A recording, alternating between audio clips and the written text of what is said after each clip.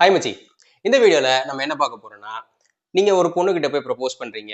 நீங்க பேசி பழகிட்டு இருக்க ஒரு பொண்ணு. அந்த பொண்ணுகிட்ட போய் நீங்க ப்ரப்போஸ் பண்றீங்க. அந்த பொண்ணு வந்து உங்கள ரிஜெக்ட் பண்ணிடுறா. நிராகரிச்சு விடுகிறாள் அப்படின்றபோது நீங்க என்ன பண்ணணும் அப்படின்னு தான் நம்ம இந்த வீடியோல நம்ம பார்க்க போறோம். ஃபர்ஸ்ட் ஒன் என்னன்னு பார்த்தீங்கன்னா, அந்த பொண்ணு உங்கள ரிஜெக்ட் பண்ணிடுறா அப்படின்றபோது ஃபர்ஸ்ட் ஸ்டே சைலண்ட். ஓகே. கொஞ்சம் அமைதியான மனநிலைக்கு வந்துட்டு உங்க எமோஷன்ஸை வந்து கொஞ்சம் கண்ட்ரோல் பண்ணணும். அந்த பொண்ணு ரிஜெக்ட் பண்ண உடனே மண்டைக்குள்ள 1000 சிந்தனைகள் ஓடும். ஐயோ என்னடா இப்படி ஆகி போச்சு, என்னமோ தப்பு பண்ணிட்டுமோ, எங்க தப்பு பண்ணும் அப்படின்னு சொல்லி மண்டைக்குள்ள என்னென்னமோ ஓடும். ஃபர்ஸ்ட் அந்த எமோஷன்ஸை வந்து கண்ட்ரோல் பண்ணி ஒரு கம்போஷருக்கு வரணும். ஒரு நிலையான ஒரு ஸ்டேஜுக்கு நீங்க வரணும். இதுதான் நீங்க ஃபர்ஸ்ட் பண்ணணும். எப்பயுமே வந்து நம்ம உணர்வுகளை வந்து நம்மளால கட்டுப்படுத்த முடியல அப்படின்ற போது ஒரு தப்பான முடிவு தான் நம்ம எடுப்போம்.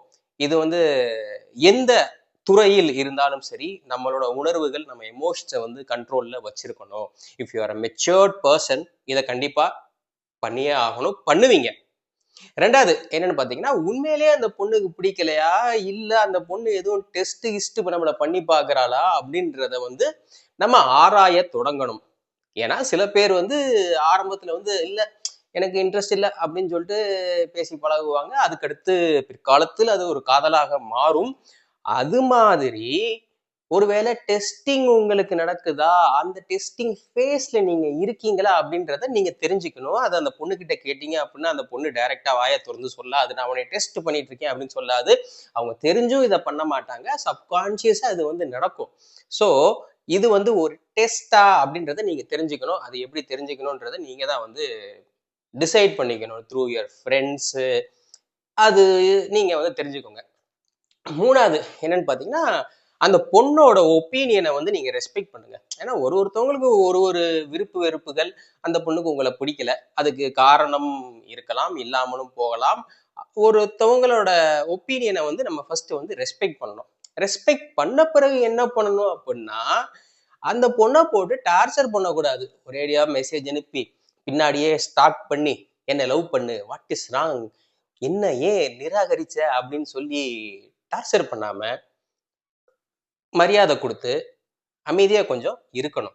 நோ கால்ஸ், நோ தேவையில்லாத எஸ்எம்எஸ், நோ தேவையில்லாத மெசஞ்சர் அனுப்பி தூது அனுப்பி அந்த பொண்ணுகிட்ட பேசுறது, இதெல்லாம் எதுவுமே இருக்கக்கூடாது. பேசிக்கலி அந்த பொண்ணோட ஒப்பீனியனுக்கு மரியாதை கொடுத்து ஒரு ஆம்பளையா ஒதுங்கி அமைதியா நீங்க இருக்கணும்.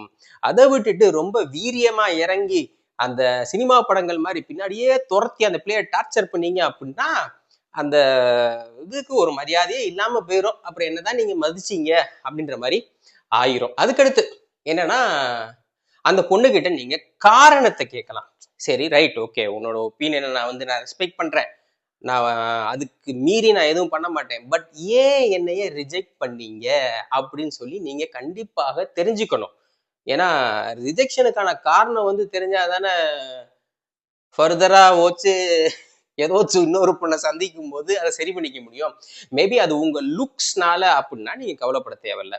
ஏன்னா ஒரு பொண்ணுங்களுக்கு ஒரு ஆளை பிடிக்கும். இப்ப எனக்கு வந்து ரஜினிகாந்த பிடிக்குது அப்படின்னா, உங்களுக்கு கமலஹாசனை பிடிக்குது அப்படின்னா, அது ஒருத்தவங்களோட மனநிலைங்க. அதுக்கு உங்க அதாவது உங்களோட அப்பியரன்ஸ் ஒரு ப்ராப்ளம் அப்படின்னு அவங்க சொன்னாங்க அப்படின்னா, ஓகே வேற ஒருத்தவங்களுக்கு உங்க அப்பியரன்ஸ் பிடிக்கலாம். Okay just reason. இல்ல நீங்க வந்து ரொம்ப ஒரு மாதிரி இருக்கீங்க, ரக்கடா இருக்கீங்க, அது எனக்கு சரிப்பட்டு வராதுங்க அப்படின்னு சொல்லலாம். இல்ல ஏதோ ஒன்று பிடிக்கலைங்க, ஏதோ செட் ஆகலைங்க அப்படின்னு சொல்லலாம்.